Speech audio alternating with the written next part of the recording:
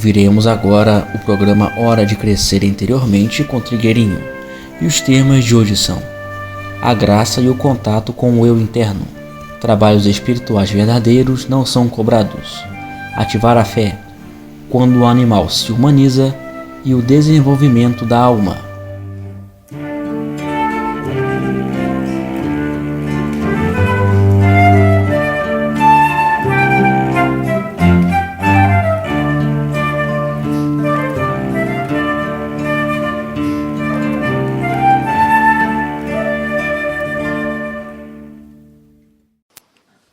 Uma pessoa está perguntando se existe o que nós chamamos de merecimento. E o que esse merecimento tem a ver com o que nós chamamos graça. Nós podemos considerar o merecimento quando nós, depois de cumprirmos uma lei, recebemos aquilo que aquela lei acarreta. Então, o merecimento vem junto com você ter cumprido a lei. Agora, quando se cumpre regularmente as leis, quando nós estamos muito do lado das leis e cumprimos as leis regularmente, em certos momentos nos quais nenhuma lei da terra pode resolver as coisas, a coisa é resolvida por uma lei superior. Então nós chamamos isto de graça.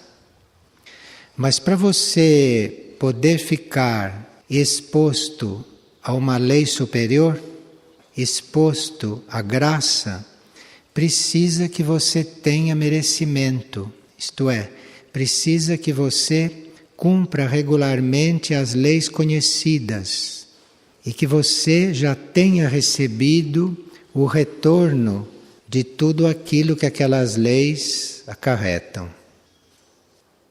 E uma pessoa pergunta o que é o medo. O medo é falta de contato com o eu interior.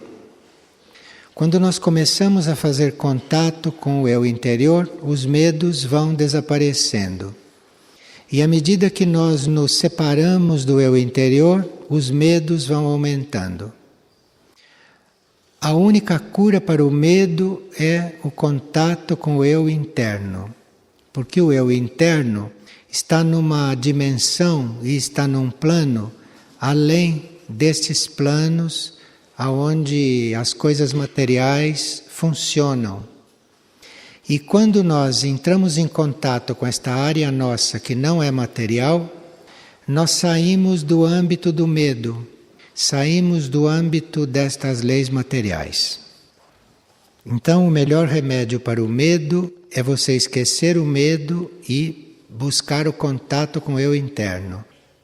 E aqui há algumas pessoas que estão às voltas com trabalhos espirituais que são cobrados. E ela está perguntando se nós podemos ajudar os nossos semelhantes servindo de canal para estas energias que a gente aprende a canalizar através desses cursos que se paga.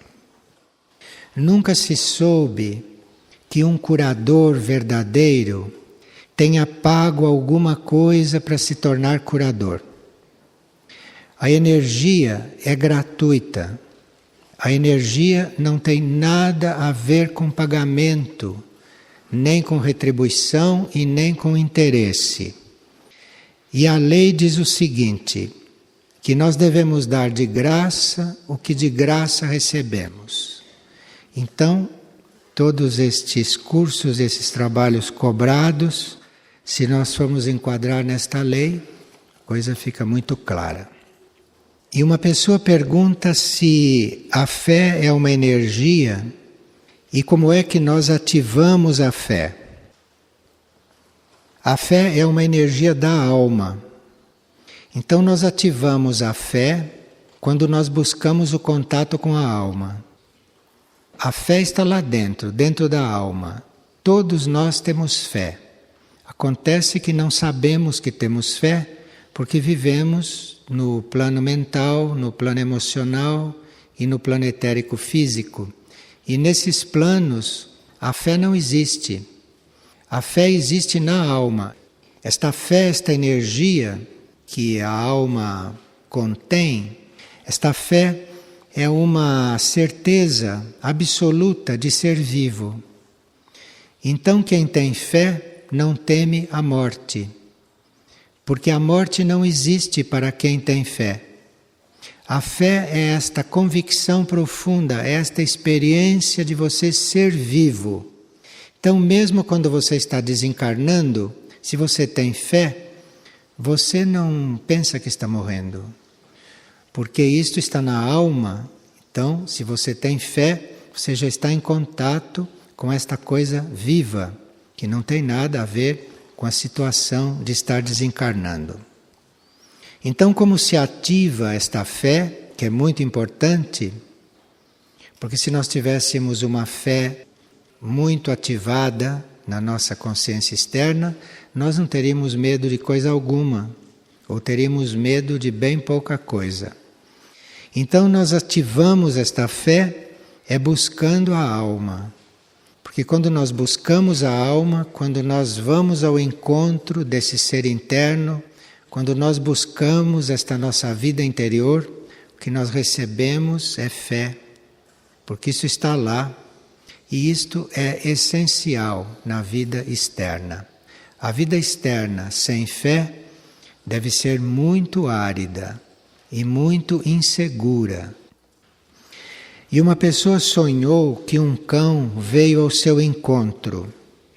Ela então acariciou o cão e pegou uma de suas patas. Quando ela tocou as patas do cão, elas se transformaram nas mãos de uma criança. E ela então pôde sentir as mãos daquela criança entre as suas mãos. Este sonho representa um animal que está na linha de se tornar humano. Porque o reino animal, de tanto em tanto, canaliza exemplares seus para o reino humano. Então, um cão que tem uma mão de uma criança é um cão que já está na linha de se humanizar. É um exemplar do reino animal que está para se individualizar e a partir daí entrar na linha humana. E uma pessoa está perguntando o que é poder criador e que provas devem ser vencidas antes que este poder nos seja entregue. Nós temos muita criatividade, não é? Nós temos capacidade de criação e tudo isso, mas não é isso que a pessoa está perguntando. A pessoa está falando de poder criador. Isto é um poder que nos coloca como colaboradores da criação. Então, com o poder criador, um indivíduo não vai mais ser involutivo. O poder criador vai colocá-lo dentro da linha criativa e daí por diante ele vai colaborar com a criação. E este poder criador é uma fonte da qual tudo emana. Não tem nada que não saia deste poder criador, desta fonte. E esta fonte, este poder criador, isso está muito além, muito acima de todas as energias que a gente conheça, de todos os raios, de tudo que é concebível. Então, tudo que a gente pode conceber, inclusive as energias, os raios, isto tem limitações. Mas este poder criador, que é a fonte de onde tudo provém, isto é completamente incompreensível, ilimitado, mas isto atua e nós sentimos este poder criador de alguma maneira, de alguma forma, porque nós somos uma parcela desse poder criador, nós não somos desligados dele. Então, isso existe dentro de nós, mas nós vamos começando a perceber quando a nossa consciência começa a se expandir. Na consciência normal, na consciência comum, nós não podemos perceber este poder criador. Nós não podemos perceber esta fonte. Isto é um caminho que começa a ser reconhecido, que começa a ser vivido conscientemente, quando a nossa consciência passa por certas expansões. E a pessoa pergunta: que provas devem ser vencidas antes que este poder criador nos seja revelado? Bem, a primeira prova são provas de controle sobre os corpos. Nós temos que passar por várias provas de controle. Controle do físico, controle do emocional astral e controle do mental. Todas as provas básicas são de controle desses corpos. E isto é simples, porque se você se dispõe a exercer este controle, toda parte contrária a este movimento vai emergir muito claramente, você vai ver bem claramente. Então, se você pretende controlar o seu veículo físico, você vai ver claramente quando ele escapa a este controle. Você vai ver claramente. E aí vai aprender a colocar ali, eventualmente, uma outra nuance naquele controle, ou buscar a forma de resolver aquilo que está aparecendo, que está surgindo. E o mesmo no emocional e o mesmo no mental. Então, isto é uma prova básica e que quando nós estamos neste caminho do controle dos corpos, nós começamos a perceber que existe um outro corpo. Mas a gente não percebe isto enquanto esses três não estão relativamente controlados. E é muito interessante porque a gente vai vendo que esses três corpos estão aí e a gente vai vendo que está aprendendo a lidar com eles, a gente está vendo que está aprendendo a conduzi-los, que eles estão obedecendo. E aí então a gente se dá conta de que há um corpo único e que você também está lá dentro e que todos os outros seres estão lá dentro. Aí você vai lidar com este corpo único bastante à vontade, porque você já controlou os três corpos que você dispõe para si. Então você começa a perceber este corpo único, que não é de carne, que não é de emoções, que não é de pensamentos, é um outro tipo de corpo. E você vai também começando a perceber a energia deste corpo único, no qual nós todos estamos, só falta nós percebermos, só falta nós nos darmos conta. Mas a energia deste corpo único é muito diferente da energia destes corpos separados. A energia deste corpo único exerce um controle sobre todas as nossas atividades, coisa que o nosso corpo físico, o nosso corpo mental, o nosso corpo astral, mesmo controlado, não consegue exercer este controle. Este corpo único, esta situação de maior unidade, isto tem uma energia que controla todas as nossas atividades. Atividades externas, atividades internas. Então nós sentimos que existe uma energia neste corpo único. Então, esta energia deste corpo único passa a controlar todas as suas atividades.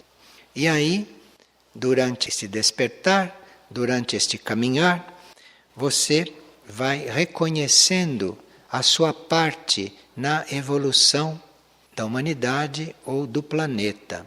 Isto é um caminho. Mas isto é o caminho de todos. É assim que todos vão terminar. Então, como gente, como caminho humano, como reino humano, todos vão passar por isto. É a etapa do controle do físico, o controle do emocional, o controle do mental. Depois, a constatação, a percepção de que existe um outro corpo que é um só, e que este corpo tem uma energia, E aí você vai perceber como esta energia controla tudo. E como esta energia muda as coisas. Como esta energia transforma. E esta energia atua até na vida externa, atua no caminho externo, atua em tudo que se passa.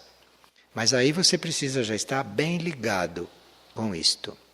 Porque este corpo único não é material e esta coisa que age é energia, mas é de uma espécie, de um grau, de uma evolução diferente. Então você tem que começar a perceber isto, a sentir, e você então vai se integrando nisto. E enquanto nos corpos aqui era você que controlava, ali o seu caminho, quem vai controlar é aquela energia. E o seu trabalho vai ser de se unir com esta energia, se adaptar a esta energia, de se deixar incluir nesta energia. E ela vai fazendo as coisas, ela vai caminhando com você. Então, isto é um caminho que está para nós, para ser percorrido. Eu sinto que o desenvolvimento da minha alma segue rápido, mas me é visível também que os corpos não acompanham este ritmo e que oferecem toda a sorte de resistência. Inércia, pouca eficiência, pouca precisão, entre outras coisas. E como fica a alma numa situação dessas? Ela tem poder para mudar isto?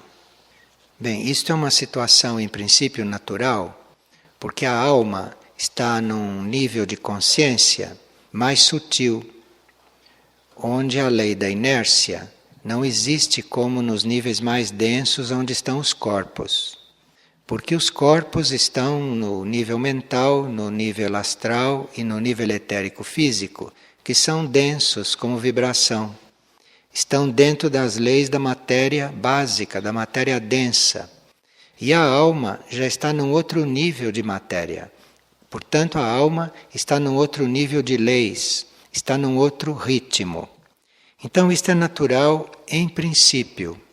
Então, se a alma começa a desenvolver, ela vai aprendendo a canalizar para esses níveis mais densos a sua energia. E ela vai, então, resgatando esses níveis mais densos. Mas isto é um processo. Se isto é feito só da parte da alma, isto demora milênios. Agora, se quando a alma desperta e começa a fazer este trabalho, se no plano consciente a consciência ou os corpos respondem, então o trabalho vai ser não tão lento. O trabalho vai ser, inclusive, mais consciente para os corpos. Quando se fala dos corpos assim, fica parecendo que os corpos são outra pessoa. Não, nós somos uma pessoa só. E alma e corpos, isso tudo é um ser só, é uma coisa só. Mas este ser está em diferentes níveis, está em diferentes fases do seu processo de reconhecimento, de união, compreensão de si mesmo. Então há uma parte do ser que está mais próxima desta compreensão, que está mais no centro do ser, está menos influenciada por aquilo que rodeia o ser, por aquilo que pressiona o ser de fora para dentro. Então esta parte interna vai despertando antes. Depois, à medida que nós vamos para a periferia, nós vamos sendo mais lentos nesse despertar. A mente, como está mais próximo da alma, mais próxima do centro, ela tem a possibilidade de despertar logo. E depois que ela desperta, ela vai fazendo o seu trabalho, ela vai fazendo pressão, ou ela vai irradiando, dependendo da mente e dependendo do tipo de situação que existe ali no ser. Então a mente vai filtrando as coisas que vêm da alma e vai passando para o astral. E o astral vai recebendo aquilo e vai passando para o físico. Então vai havendo um processo gradual de sutilização. Se o indivíduo já está consciente de tudo isto, então ele tem todas as condições de se voltar decididamente para este nível dele, que ele sente como lúcido, e aderir a este nível. E se colocar disponível, porque aí este nível vai agilizar este processo, sabendo que esta consciência externa, ou que esta consciência humana, está dando consentimento e está querendo ajudar. Dar o consentimento é muito importante. Isto é, se nós chegamos nessa constatação e damos o consentimento para o ser interior, para que ele aprofunde o processo, use outro ritmo, use outra influência, isto dá resultado. Porque o ser interior não pode fazer uma pressão contínua e além daquilo que os veículos podem suportar. Mas se os corpos, o corpo mental, o corpo emocional e o corpo físico, respondem favoravelmente e dão o consentimento, então o ser interior pode aumentar os seus impulsos. O ser interior pode aumentar o grau da sua irradiação sobre aqueles corpos. Claro que isto tudo está sob um controle maior, está sob um controle superior, que é o controle da mônada, o controle do espírito. E todo este processo, inclusive o espírito, está sob a proteção e sob a colaboração da hierarquia espiritual humana. Nós chamamos hierarquia espiritual humana aquela hierarquia que emergiu do estado humano. Não é como a hierarquia angélica, que não veio do estado humano. E também a hierarquia superior não veio do estado humano, veio de outros caminhos. Mas a hierarquia espiritual humana, a hierarquia da Terra, esta hierarquia mais próxima a nós, e que nós conhecemos alguns até com o nome que nos deram para identificá-los ou para facilitar este contato, este relacionamento, esta hierarquia humana, em geral, veio do nível humano. E ela conseguiu fazer esta ascensão, ela conseguiu ressurgir da consciência humana para a consciência espiritual. Então esta hierarquia não só nos conhece profundamente, mas conhece o nosso processo, porque já viveu o nosso processo. Então pode haver a hierarquia humana que ajuda este processo, porque ela sabe como se passa por isto, como se transcende isto. Então ela tem todas as chaves para nos ajudar a qualquer momento e em qualquer situação. Porque não existe situação nenhuma na qual nós possamos nos encontrar que a hierarquia espiritual humana não conheça.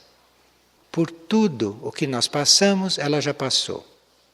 Então, por isso, ela é a hierarquia que lida conosco, porque ela conhece profundamente tudo o que nós estamos vivendo, percebendo, sentindo, pensando, sofrendo, gozando. Tudo isto ela conhece, porque ela já passou por tudo. Então nós estamos diante de irmãos maiores numa situação de grande segurança, porque antes de você perceber uma característica sua, ela já percebeu. Quando você percebe uma falha, um defeito ou uma qualidade, quando você chega a perceber, já é conhecido desta hierarquia. Então, não há nada o que esconder para esta hierarquia. Não há motivo para nós querermos parecer diferentes. Porque se nós queremos parecer diferentes, a hierarquia fica aguardando que nós sejamos sinceros.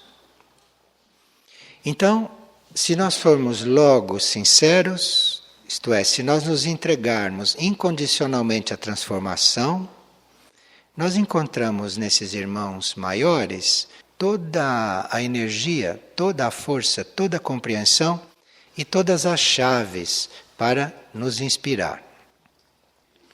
Inércia, pouca eficiência, pouca precisão, isto tudo são coisas banais, são coisas naturais e que não são segredo para ninguém, nem para nós que estamos neste plano e muito menos para a hierarquia humana que já passou por estes planos e já resolveu tudo isto.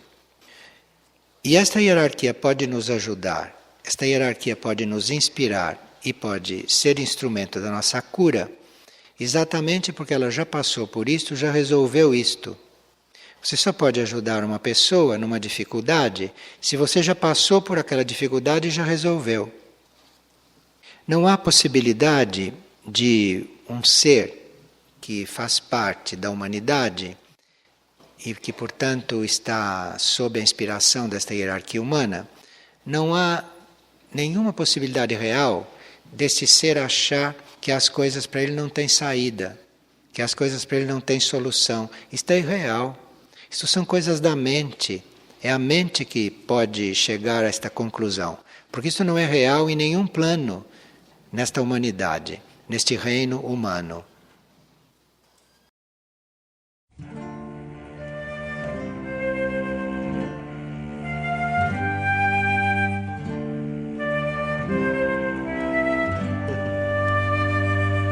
O programa Hora de Crescer Interiormente com Trigueirinho é apresentado todas as segundas e sextas, às 17h30. Todo acervo de palestras gravadas de Trigueirinho está disponível gratuitamente no site da editora Irdim, www.irdim.org.br. E para maiores informações sobre o autor, visite também o site www.trigueirinho.org.br.